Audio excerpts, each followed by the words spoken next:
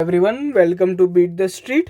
तो आज हम यहाँ पे बात करने वाले हैं एसआरई इंफ्रास्ट्रक्चर और एसआरई इक्विपमेंट फाइनेंस लिमिटेड के एनसीडी होल्डर्स के बारे में। बहुत सारे हमें कमेंट्स मिले थे हमारे लास्ट वीडियो पे, जिसमें हम लोग ने एसआरई ग्रुप में जो हो रहा है और उन सारी चीज़ों पे बात करी थी। तो उसके बाद हमें बहुत सारे कमेंट्स मिले कि यार एसआरई इंफ्रा के एनसीडी होल्डर्स का क्या होगा, कितने एनसीडी होल्डर्स हैं आपके जैसे, या फिर कितने ऐसे लोग हैं, कितना पैसा रिकवर होगा, हमें ट्रेड करना चाहिए या नहीं करना चाहिए, ट्रेड हो रहा है या नहीं हो रहा है, या फिर कब तक पैसा मिल सकता है, हमें बेच देना चाहिए क्या, कितना पैसा वापस मिलेगा, डिग्रेड हो जाएगा क्या, पैसा डूब जाएगा क्या, क्या प्रोसेस है, क्या न्यूज़ है, क्या चल रहा है, ये सारी चीज़ें हम लोग आज एसआरई एनसीडी होल्डर्स के बारे में बात करेंगे। चलिए, सबसे पहले अगर आप हमारे चैनल पे पहली बार आ रहे हैं तो चैनल को प्लीज़ प्लीज़ प्लीज़ ज़रूर सब्सक्राइब कर लीजिएगा।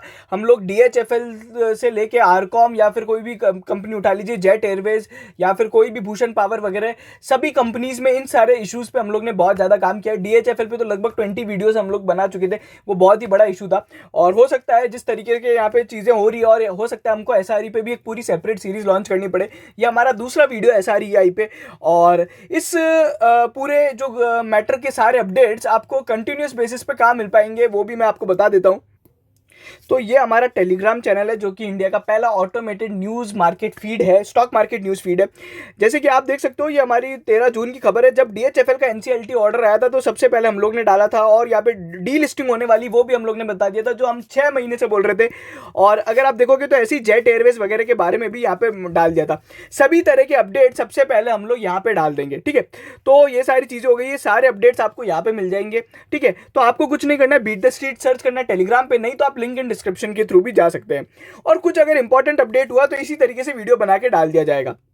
चलिए, सबसे पहला सवाल जो लोगों का है कि यार पैसा कितना मिलेगा। देखो, पहली बात मैं आपको बता देता हूं, पैसा कितना मिलने वाला है उस पर भी मैं आपको बता देता हूं। तो अभी तक इस तरह की कोई भी यहाँ पे ऑफिशियल रिपोर्ट नहीं है कि कितना पैसा मिलेगा या फिर क्या होगा इन लोगों का। तो इस तरह की कोई भी अभी तक ऑफिशियल रिपोर्ट नहीं है कि कहाँ कितना पैसा मिलने वाला है। अभी अभी ये इशू चालू हुआ है, तो यहाँ पे किसी भी तरह की ऑफिशियल रिपोर्ट या मीडिया रिपोर्ट नहीं है।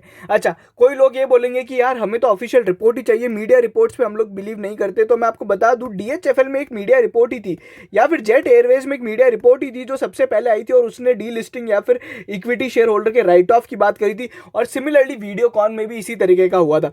तो मीडिया रिपोर्ट्स पे बिल्कुल बिल्कुल विश्वास करना चाहिए, क्योंकि ये जो होती है क्रिटिकल रिपोर्ट्स होती है और इन पे विश्वास करना चाहिए, ठीक है। तो ये लोगों का मैं आपको बता दूं कि आपको जो सबसे पहले जानकारी मिलेगी ना, economic times, money control, CNBC, यहीं से मिलेगी। अभी तक वो जानकारी नहीं है कि एनसीडी होल्डर्स का क्या होगा, बट एक मोटा मोटी हिसाब ले लेते हैं। सबसे पहले अगर अपन देखें कि DHFL में क्या हुआ था, जो इससे 3 गुना बड़ा इशू था, बट मोटा मोटी सेम इशू था।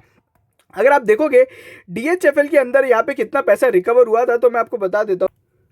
तो यहाँ पे क्या बोला गया है कि ये जो DHFL में 23% से 46% पैसा यहाँ पे रिकवर हुआ था, और जिन लोगों के पास 2 लाख रुपए तक के एनसीडी थे उनको यहाँ पे पूरा पैसा दिया गया था, ठीक है। तो इस तरीके से काम हुआ था। अब मैं आपको यहाँ पे DHFL का एग्जाम्पल एग्जैक्टली ये नहीं बोलूंगा कि आपको इतना ही पैसा रिकवर होगा, बट मोटा मोटी आप ये मान के चल सकते हैं कि इतना, इस रेंज के आसपास यहाँ पे पैसा रिकवर होगा। अब मैं आपको एक और चीज़ बताऊंगा कि आप यहाँ पे कैसे पता लगा सकते हो कि यार मोटा मोटी मुझे कितना पैसा मिलेगा, वो भी मैं अपन बात करेंगे। बट DHFL में इस तरीके के यहाँ पे रेशोज थे, ठीक है।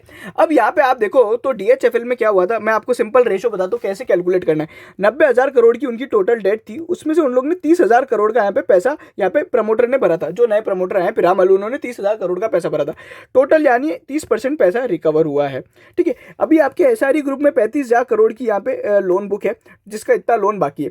अब 35,000 करोड़ में से जिस तरीके से यहाँ पे मीडिया में न्यूज़ आने वाली है, क्या आएगी, मान लीजिए for an example, let's say HDFC will going to bid for यहाँ पे अपना एसआरई ग्रुप, और वहां पे ऐसा लिखा हुआ आएगा कि यहाँ पे इतने रुपए के लिए हम लोग बिड किया है। आपको क्या करना है, 35,000 करोड़, मान लीजिए अगर वो बोलते हैं कि हम 3500 करोड़ रुपए में खरीदेंगे, ठीक है, 3500 करोड़ रुपए में हम खरीदेंगे, तो यहाँ पे आप देख लीजिए मतलब 10% पैसा ही रिकवर होगा।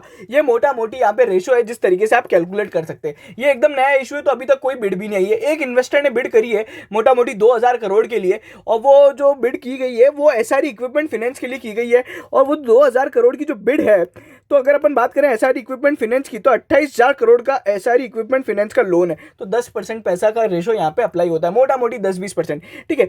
अच्छा, कोई ये बोलता है कि हम छोटे इन्वेस्टर है, हमारे को पूरा पैसा मिलना चाहिए या वो सारी चीजें हैं, तो डीएचएफएल में भी ऐसा किया गया था, 2 लाख से कम वालों को छोटा माना गया था और उन्हें पूरा पैसा दिया गया था। अब हो ये कोई क्राइटेरिया नहीं कोई रूल है कि 2 लाख से कम वालों को मिलेगा या 2 लाख से ज्यादा वालों को 30% मिलेगा। हो सकता है एसआरई में ऐसा कर दिया जाए कि 5 लाख वालों को छोटा बोल दिया जाए या 1 लाख से कम वालों को छोटा बोल दिया जाए, तो वो सारी चीजें तो बिल्कुल है ना रिजोल्यूशन प्लान और यहाँ पे नेगोशिएशन पे डिपेंड करेंगी। ठीक है। तो डीएचएफएल में मोटा मोटी ये हिसाब था। और दूसरी चीज, कब तक पैसा मिलेगा या फिर कब तक यहाँ पे ये सारा मामला खत्म होगा। डीएचएफएल का जो इशू था ना वो लगभग कम से कम 2 साल से चल रहा है। ठीक है। 2019 में इसको लाया गया था और 2021 में इसको यहाँ पे खत्म किया गया है। मोटा मोटी इंडिया में एक यहाँ पे अगर कोई कंपनी आईबीसी में जाती है तो उसका 1.5-2 साल लग ही जाता है। तो आप भी मान के चलो 2 साल या फिर कम से कम 1 साल तो बिल्कुल बिल्कुल मान के चलो ये चीजों को यहाँ पे समेटने में और खत्म होने में समय लगेगा। ठीक है। डीएचएफएल जितना शायद ये कॉम्प्लिकेटेड ना हो, बट यहाँ पे इनमें बहुत सारी चीजें होती, कभी कोई एजेंसी आ जाती, कभी कोई आ जाता है, कभी कौन अपील कर देगा, कभी क्या हो जाएगा, कभी कोई फ्रॉड का केस भी होगा, हो सकता है ईडी भी इनकी इंक्वायरी कर ले, कभी इनकम टैक्स वाले आ जाएंगे। तो इस तरीके से केस धीरे धीरे आगे बढ़ेगा। ठीक है। तो ये मोटा मोटी टाइमलाइन हो गई, मोटा मोटी रिकवरी हो गई। चलो अब अगर अपन बात करें, यहाँ पे बहुत से लोग पूछना चाह रहे थे कि यार कुछ जो ट्रेडिंग वगैरह हो रही है उसकी बात की जाए, तो यहाँ पे अगर अपन देखेंगे, मैं आपको तो यहाँ पे जो लास्ट ट्रेडिंग वगैरह चल रही है जिस तरीके की, तो आप यहाँ पे समझ सकते हो कितना रिकवरी होगा। देखो यहाँ पे 360 का भाव चल रहा है जिसका फेस वैल्यू 1000 रुपये, मतलब 1000 रुपये का जो एनसीडी है जिसमें 1000 रुपये का लोन ले रखा है उसका भाव 360 चल रहा है, मतलब 36% रिकवरी। मैं मोटा मोटी आपको है ना क्राइटेरिया बता रहा हूँ, तरीके बता रहा हूँ जहाँ से आप निकाल सको जब तक इन्फॉर्मेशन नहीं है। अभी अगर अपन देखें एसआरई इंफ्रास्ट्रक्चर फाइनेंस के कोई यहाँ पे एनसीडी है जो बेसिकली रिडेम्पशन डेट जिसकी 6 अक्टूबर 2021 है, वो तो अभी जैसे खत्म ही हो गया है। तो एक तरीके से अगर अपन कोई और सीरीज भी देखेंगे तो यहाँ पे अभी तक तो इसमें कुछ आ भी नहीं रहा है, तो इनमें तो कुछ मिलेगा भी नहीं। आई थिंक ये इंफ्रास्ट्रक्चर फाइनेंस तो ओवरऑल कोई कंपनी में इतना कुछ है नहीं। जैसे अभी जैसे आप देखोगे तो ये 2023 का एनसीडी उसमें मतलब 24% की रिकवरी है। कुल मिला के क्या समझे अपन कि 25% से यहाँ पे 40% तक की रिकवरी आप एक्सपेक्ट कर सकते हो। इससे ज़्यादा तो मैं आपको बोलूँगा भी नहीं, रिकवरी आपको सोचनी चाहिए। चलो अगर अपन बात करें कौन बड़ा इन्वेस्टर है जो यहाँ पे बिड करने को तैयार है और क्या सारी चीज़ें हैं, तो ये कुछ न्यूज़ है जो अभी आई है, इकोनॉमिक टाइम्स ने पब्लिश करी है। 2000 करोड़ यहाँ पे यूएस बेस्ड एक एरिना इन्वेस्टर्स एलपी करके है, कोई ऐसा नाम है जो कोई नहीं किसी ने सुना नहीं है। जनरली इन कंपनियों में इसी तरीके के नाम होते हैं। तो उनने 2000 करोड़ की बिड करी है। इससे पहले यहाँ पे एक और बिड आई थी, वो 2200 करोड़ की आई थी। ठीक है। तो इस तरीके का मतलब मोटा मोटी है ना 2000 से 1800 करोड़ के बीच में आसपास बिड यहाँ पे एससीएफएल के लिए मिल रही है, यानी एसआरई इक्विपमेंट फाइनेंस लिमिटेड के लिए। अगर आपको ये देखना है एसआरई इक्विपमेंट फाइनेंस लिमिटेड का लोन कितना है, तो लोन भी आपको बता देते हैं। हम लोग ने सारी चीज़ें आपके लिए ढूंढ के रखी है कि आपको सारी चीज़ें, सारी जानकारी, सारी आपको चीज़ें मिल सके। देखो ये इनकी बैलेंस शीट है एसआरई इक्विपमेंट फाइनेंस लिमिटेड की, जहां पे अगर आप देखोगे ये लैक्स में फिगर है, तो मोटा मोटी 28,700 करोड़ का यहाँ पे लाइबिलिटी है। क्यों? अपन इक्विटी तो हटा ही देते क्योंकि वो 79 करोड़ रुपीस की केवल इक्विटी, उसके अलावा तो टोटल लॉस में 28,700 करोड़ के लिए वो कितना रुपया देने को तैयार है? 2000 करोड़, 10% रिकवरी। अब ये केवल एक बिड है, ये केवल एक यहाँ पे मीडिया रिपोर्ट के थ्रू है। ये बिड पे ना ही एनसीएलटी ने कोई काम किया, ना ही आरबीआई से कोई अप्रूवल मिला है। ठीक है। तो आप मोटा मोटी केवल एक अंदाजा है ये कि 2000 करोड़ कोई आदमी पे करने को तैयार है। अब उसको उसके ऑफर को कंसिडर करना है या नहीं करना है वो सारे बैंकों के हाथ में, जो बैंक में यहाँ पे लोग बाग बैठे हैं, जो इसके सबसे बड़े लेनदार हैं, वो यहाँ पे डिसाइड करेंगे। ठीक है। तो ये सारी चीजें हो गई कि मैं आपको ओवरऑल चीजें बता दी। अब अगर अपन देखें तो एसआरई के पास कितना ओवरऑल डेट है, तो उसका भी यहाँ पे अगर अपन देखें तो 35,000 करोड़ का डेट है जो कि यहाँ पे इनके पास पड़ा है। इसमें अगर अपन देखें ये उनकी एनुअल रिपोर्ट है, तो ये एसआरई ग्रुप की टोटल बैलेंस शीट है, कंसोलिडेटेड बैलेंस शीट। यहाँ पे मोटा मोटी हिसाब लगाओ तो सबसे बड़ी जो यहाँ पे डेट अदर देन सिक्योरिटीज़ है वो है 26,000 करोड़ की। अब 26,000 करोड़ की यहाँ पे ये है, और जो आपके पास जो एनसीडी है मोटा मोटी इसमें आ रहे होंगे वो 2400 करोड़ के हैं। ठीक है। उसके अलावा थोड़ी बहुत अदर लाइबिलिटीज़ है वो 2700 करोड़ की है। तो मोटा मोटी जो 35,000 करोड़ का मीडिया में फिगर देख रहे हो वो यहीं से कुछ बन रहा है। ठीक है। थोड़ा बहुत ऊपर नीचे होगा, कोई एडजस्टमेंट होगा, कोई लोन इन लोग ने यहाँ पे रिकॉग्नाइज नहीं कर रखा होगा, कोई लोन यहाँ पे किसी और ने रिकॉग्नाइज नहीं कर रखा होगा। ठीक है। तो ये मोटा मोटी हिसाब किताब था। 35,000 करोड़ का लोन है और अभी उसमें से एक 28,000 करोड़ जो एसआरई इंफ्रास्ट्रक्चर इक्विपमेंट फाइनेंस है उसके पास है, उस पर 2,000 करोड़ की बिड आई है। तो ये सारी जानकारी के बाद आप यहाँ पे एक्सपेक्ट कर सकते हैं कि 30% का पैसा आपका रिकवर होगा। ठीक है। तो ये बात हो गई। अब लोगों को क्या करना चाहिए? सबसे बढ़िया मैं आपको तरीका बताता हूँ, वेट करो। ये अभी बहुत ही नया इशू है, ठीक है। अभी अभी यहाँ पे खुलना होगा, इसमें और न्यूज़ आएंगी, बहुत सारी चीज़ें होंगी, ठीक है। किसी भी तरह की यहाँ पे पैनिक सेलिंग मत करो, भले वो डिबेंचर हो या फिर कोई भी यहाँ पे एनसीडी वगैरह हो। पहली बात तो ये कि एक तो इसमें साला वो भी होती ही नहीं है, इतनी ट्रेडिंग ही नहीं होती है। तो आपके पास क्या तरीका है, बेसिकली आप वेट कर सकते हो, ठीक है। अब आपका पैसा गलत जगह आपने लगा दिया है तो वो तो बिल्कुल अब आपकी गलती है, तो वो बेसिकली अब ये है कि आपको होल्ड तो करना ही पड़ेगा, ठीक है। डीएचएफएल में जिन लोगों ने होल्ड किया था ना, उन 2 लाख से कम वालों, उनको तो पूरा पैसा मिल गया, ठीक है। तो आप होल्ड करोगे तो आपको पेशेंस तो आपको थोड़ा बहुत रखना ही पड़ेगा। और अगर अब इसके अलावा और कुछ कर भी नहीं सकते, ट्रेडिंग इतनी ज़्यादा होती नहीं है, और ट्रेडिंग होती भी है ना तो कैसी होती है मैं आपको बता दूं। मान लो आज 10 एनसीटी ट्रेड हुए, ठीक है। आज मान लीजिए भाव चल रहा है 250 रुपये, कल कोई और 10 एनसीटी ट्रेड होंगे तो भाव चल रहा है यहाँ पे 350 रुपये, ठीक है। तो इतना ज़्यादा वेरिएशन भी देखने को मिल सकता है, ठीक है। बिकॉज ये आप ऐसा समझो कि जो छोटी छोटी कंपनी के शेयर होते हैं ना, जिसमें वॉल्यूम नहीं होती, लिक्विडिटी नहीं होती, ये बिल्कुल वैसा ही है, ठीक है। इसमें ना वॉल्यूम होती ना लिक्विडिटी होती है, तो इस तरीके का काम है। तो पैनिक सेलिंग करनी नहीं है। डिबेंचर वालों की बात करो, इक्विटी वाले तो बिल्कुल बिल्कुल रवाना हो जाइए, निकल जाइए, उनको तो कुछ भी नहीं मिलने वाला है। मैं पहले ही बोल रहा हूँ, आज ही बोल रहा हूँ, कोई मीडिया रिपोर्ट नहीं है। अगर ये एनसीएलटी में जाएगा, इंसॉल्वेंसी में फाइल होने वाला है, आरबीआई ने खुद ने बोला है। अगर आप हमारा पुराना वीडियो देखोगे तो आरबीआई ने लिखा है कि intent to take it to the NCLT for insolvency bankruptcy court, ठीक है। अगर वहां चला गया तो ये शेयर्स और गिरेंगे, ठीक है। और आपको भी पता है डीएचएफएल में क्या हुआ था, बिल्कुल बिल्कुल वैसे ही मान लीजिए वो होगा। जेट एयरवेज में क्या हो रहा है, मैं आपको बोल रहा हूँ, जेट एयरवेज अगर किसी ने होल्ड कर रखा है तो प्लीज प्लीज प्लीज आज की तारीख में बेचो उसको, कल सुबह उठते ही बेच देना, क्योंकि उसमें जो होने वाला है 100 शेयर के बदले केवल 1 शेयर मिलेगा। और ये है ना कोई बोनस या कंसोलिडेशन वगैरह नहीं है कि आपका शेयर प्राइस पुराने भाव जितना वो हो जाएगा, आपका नुकसान नहीं होगा। कुल मिला के ऐसा है कि 100 रुपए का भी 1 शेयर चल रहा है और आपके पास 100 शेयर है, तो 10,000 की जगह आपके पास केवल 100 रुपए का शेयर रह जाएगा, ठीक है। तो बिल्कुल बिल्कुल बेच देना जेट एयरवेज के लिए, मैं बार बार बोलता आया हूँ। और अगर आप हमारे टेलीग्राम चैनल पर जाके देखोगे तो लगातार इन चीज़ों के बारे में बोला है। जेट एयरवेज हो या कोई भी ग्रुप हो, सभी कंपनी से हमने दूर रहने के लिए बोला था, ठीक है। और इस तरह की गार्बेज बहुत सारे स्टॉक्स है जिनसे अपने को दूर रहना चाहिए। तो ये सारी चीज़ें हो गई है। अच्छा, अब मोटा मोटी यहाँ पे कोई पूछता है कि यार अब हमें क्या करना चाहिए आगे, क्या आप क्या सीख देना चाहते हैं या फिर क्या गाइडेंस है कि इस तरह की गलती वापस ना हो। देखो, हमेशा है ना, किसी भी डेट फंड में अपने को पैसा नहीं लगाना है।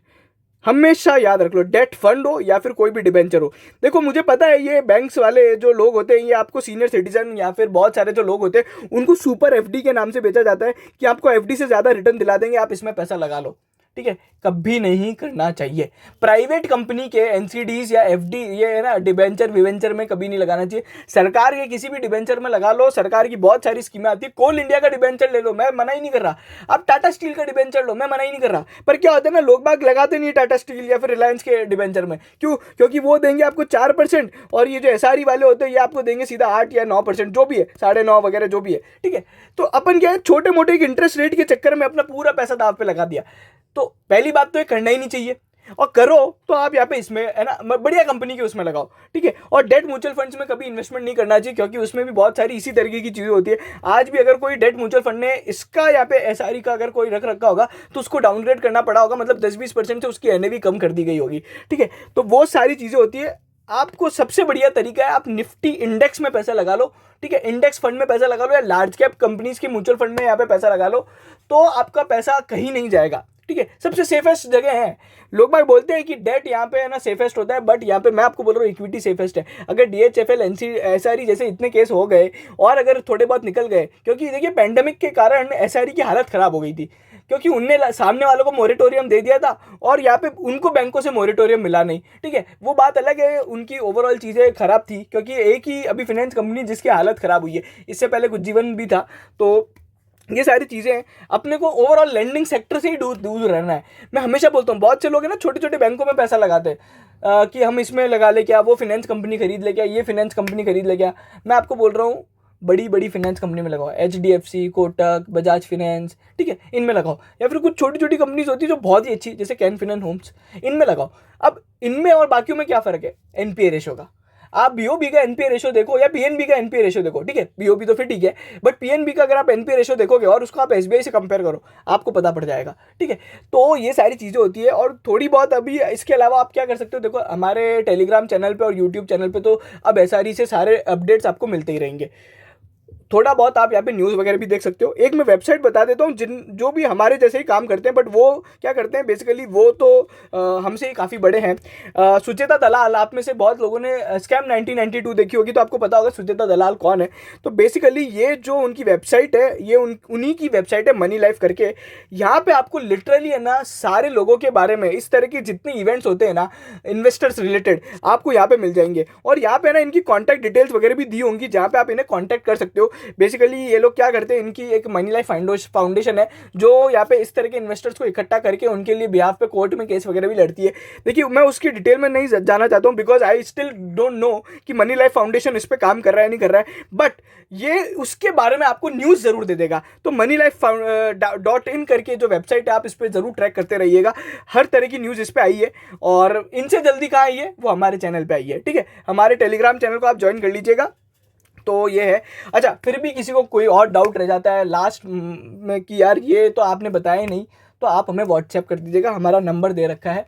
और पहली बार शायद आप देख रहे होंगे यूट्यूब पे कोई ऐसी चीज़ें भी बता रहा है, इतनी डिटेल में कोई बता रहा है एसआरई के बारे में, इतना डिटेल में शायद किसी ने नहीं बोला होगा, ना ही किसी ने डीएचएफएल के बारे में बोला था, ना ही कोई जेट एयरवेज के बारे में आज बोल रहा है। आप ढूंढ लो जेट एयरवेज की वीडियो, आपको लोग बात बोलेंगे जेट एयरवेज खरीद लो, है ना, मिल जाएंगे, बिल्कुल बिल्कुल मिलेंगे। बाय जेट एयरवेज के तो खूब टिप्स आ रही होंगी अभी दमादम, एसआरई की भी इसी तरीके से टिप्स आई थी, पर इनसे दूर रहना है, टिप्स पे तो काम करना ही नहीं है। तो घूम फिर के बात ये हो गई है, आप एक तो प्लीज़ चैनल को सब्सक्राइब कर लीजिए और डरिए मत, अभी भी बहुत समय है। देखिए पैसा तो अभी अटक गया है, आप मान के चलिए धीरे धीरे आपका पैसा रिकवर होगा। मोटा मोटी जो मैंने आपको रेशो बताया वो होगा, इस रेशो में बिल्कुल बदलाव आ सकता है। जैसे ही कोई न्यूज़ आएगी, कोई भी मीडिया रिपोर्ट आएगी, वो बोलेगा कि भैया बैंक्स बोल रही हैं कि इतना पैसा देंगे एनसीडी होल्डर्स को, तो पहली बार आपको हम पहले ही दिन आपको वीडियो डाल के बता देंगे कि क्या स्टेटस है, क्या वापस अपडेटेड न्यूज़ है। तो ये सारी चीज़ें हैं, ओवरऑल आपको मैंने सारी चीज़ें भी बता दी है। तो आई थिंक ये वीडियो आपका काफ़ी डाउट्स क्लियर कर चुका होगा, और बाकी नहीं होता है तो आप प्लीज़ व्हाट्सएप कर दीजिएगा। और थैंक यू सो मच, और प्लीज़ चैनल को ज़रूर सब्सक्राइब कीजिएगा ताकि आपको लगातार अपडेट्स मिलते रहे। Thank you.